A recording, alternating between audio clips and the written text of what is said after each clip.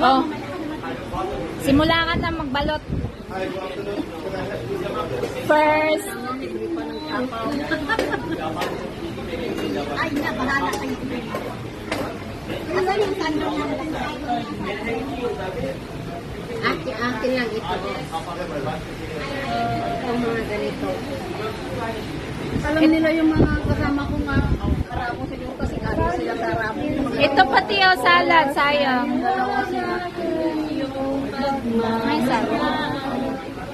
Ano pa? Lagyan mo ng sili. Yan, tama na ba? Ito na lang, meron kami. Tatlo lang naman kayo, di ka ba magdala, Ate Lars? O, tatlo. O, tatlo daw kayo magtapaw. Okay. Ano nga yung tapaw sa Arabic? Anong tapaw sa Arabic? Ha? Shalak, shili. Shili. Chili hada. Shili hada. Kupos. Chili hada laham. Shili. Ano nga yung ano? Hada. Yan na. You put the chili one.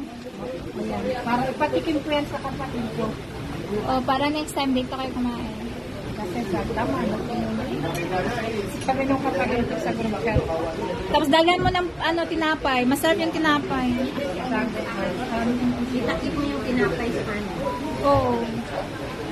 Para pag binuksan nila ako, sabi nante kasi ilagay natin dito yung kanin. Kanin sa ibaba.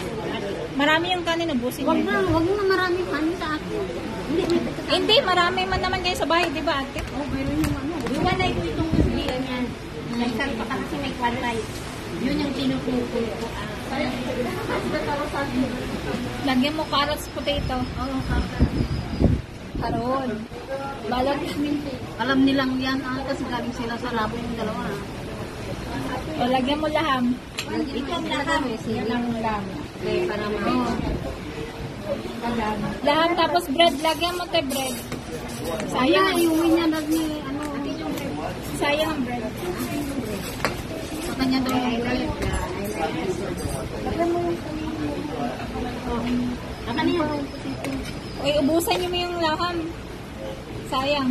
Ayaw nga yun. Mahal yan. Ayaw sabihin ni Nori. Yan na dyan yung sarap. Wala na yung malagkit na ubos. Tama na. Dami na. Saan na yung ano? Kung hindi makain, lagay mo na sa ref, hindi naman yan mapapanis. Sayang ang kanin kasi talaga. Masarap yung kanin.